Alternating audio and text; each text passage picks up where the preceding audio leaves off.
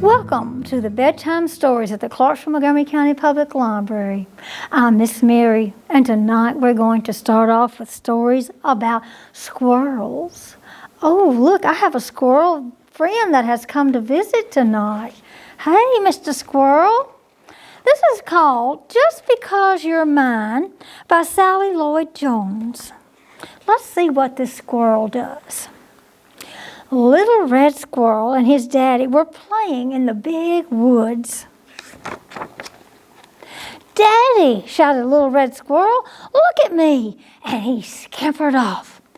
First, Little Red Squirrel showed his daddy his super fast running. He ran between the two elm trees, racing as fast as he could, faster than the wind.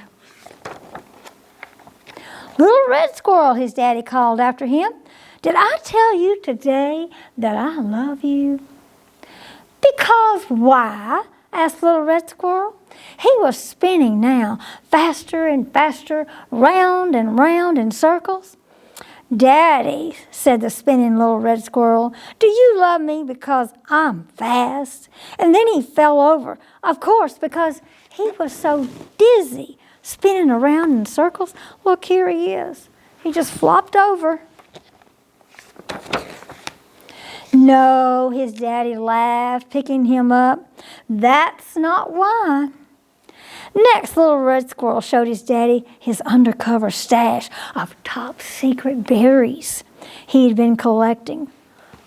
Didn't he have a big stash? He's got them hid under leaves. Looks like he's got red berries and blackberries and blueberries. They counted them together. There were a lot. It took a long time.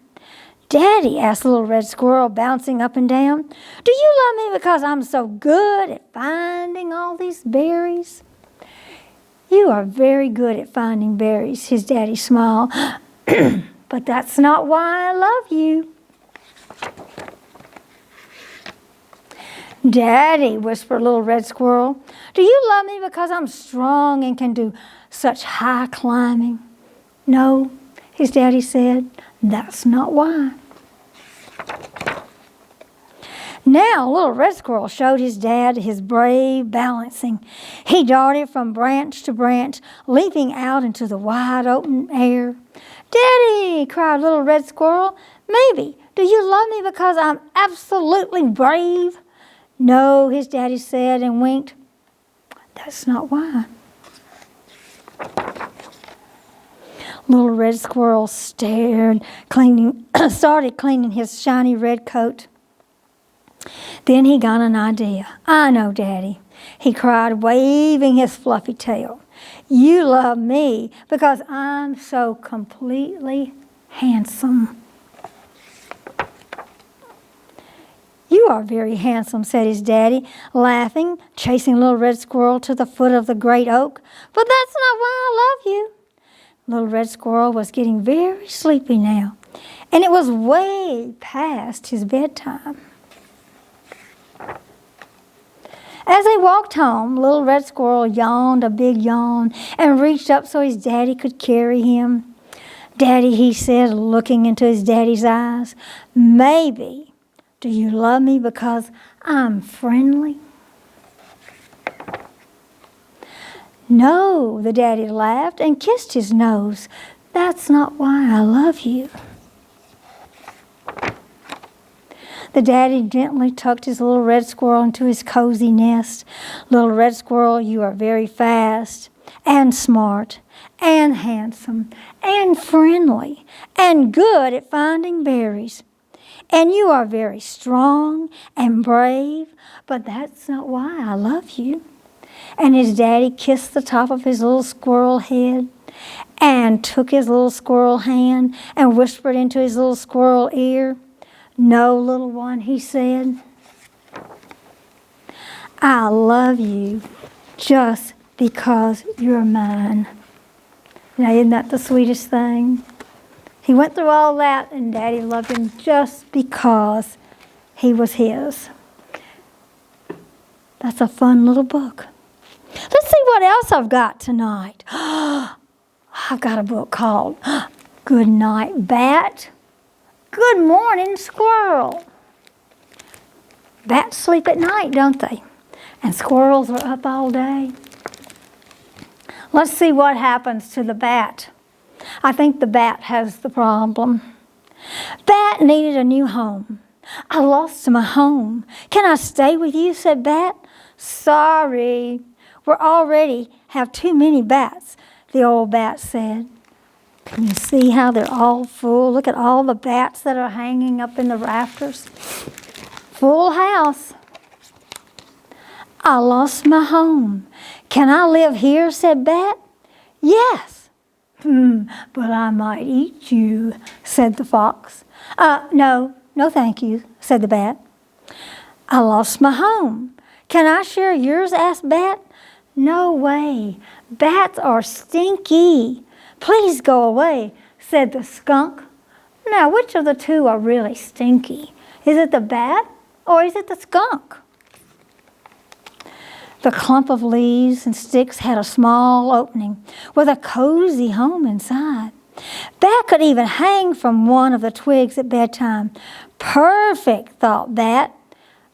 Bat gathered bugs for a snack for later, and then he hopped up on a twig and fell fast asleep. Squirrel was dreaming of nuts, delicious nuts, crunchy nuts, snoring nuts. When Squirrel woke up, she was startled to discover a bat sleeping upside down. Excuse me, this is my house, Squirrel said to Bat. Squirrel shook the bat. I'm going out to hide acorns. Please leave before I get back. But Squirrel had a feeling that Bat wasn't listening, and to be on the safe side, Squirrel left Bat a note. At dusk, Bat woke up and found the note. Dear Bat, bug off. Sincerely, Squirrel. Oh, Squirrel doesn't like bugs on her bed, thought Bat. He piled the bugs in a corner, wrote Squirrel a polite reply, and then took off for bug hunting. Sorry about the bugs. See you later, Bat, with a smiley face. Squirrel came home a little later, ready for a good night's sleep. See you later, she thought. We'll see about that. Before climbing into bed, she hung a new note outside near the opening. Dear Bat, Bats not welcome. Sincerely, Squirrel. Hunting mosquitoes, hoppers, and stink bugs all night made Bat tired. He could hardly wait to curl up on his twig, and when he got back to Squirrel's house, he saw a new note. Dear Bat, Bats welcome. Sincerely, Squirrel. Uh-oh, looks like a bug has covered up a word. What a nice friend, thought Bat, and he wrote back to Squirrel. Hi, thanks for the warm welcome back, Bat. Again, said Squirrel. When Bat's snoring woke her up, before she left for another busy day, she wrote her most forceful note yet. Dear Bat, leave my house. Sincerely, Squirrel. Bat woke up. He stretched. Squirrel's latest note was hard to miss. Bat smiled when he read it. Okay, he thought. In the moonlight, Bat added more leaves to Squirrel's house. It nearly doubled in size. Bat was exhausted after the long night of work. Before he fell asleep, he wrote a note to Squirrel. I leaved your house. Hope you liked it. Huh, thought Squirrel when she read the new note.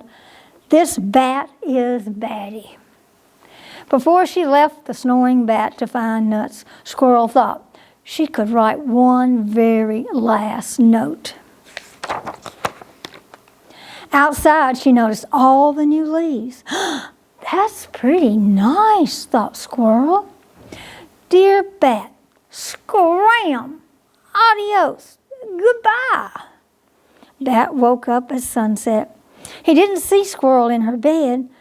Scram! Adios! Goodbye! Read Bat. I wonder why Squirrels left.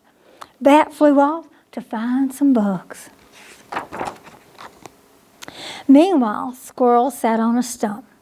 She was sure her note made Bat leave, and she started to miss him.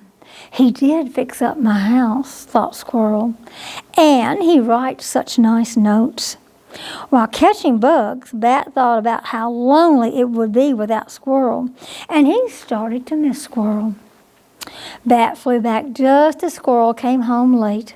You didn't leave, Squirrel shouted happily. And you didn't either, shouted Bat. Want to come inside? I'll teach you my favorite game, said Squirrel. Sure, said Bat. Bat and Squirrel played tic-tac-toe until sunrise. Look what they've used. They've used acorns and bugs as their game pieces. That was fun. I'm sleepy, Bat yawned as he hopped up on his stick. Good night, Bat, said Squirrel. Good morning, Squirrel, said Bat. See you later, said Squirrel. But Squirrel had a feeling that Bat wasn't listening. Why wasn't he listening? Is he sound asleep? Look at him up here on his stick. So Squirrel left one very, very last note. Dear Bat, welcome to our house. See you later, your friend Squirrel. So that's good night, Bat, and good morning, Squirrel. Didn't they turn out to be best friends? I do love that story. So now it's time to take a deep breath and let it out. And we'll stretch those little hands way up high in your arms. Now bring them back down and give a little sigh, because our story time is over. Now, can you wave goodbye? Goodbye, my story time friends, until next week.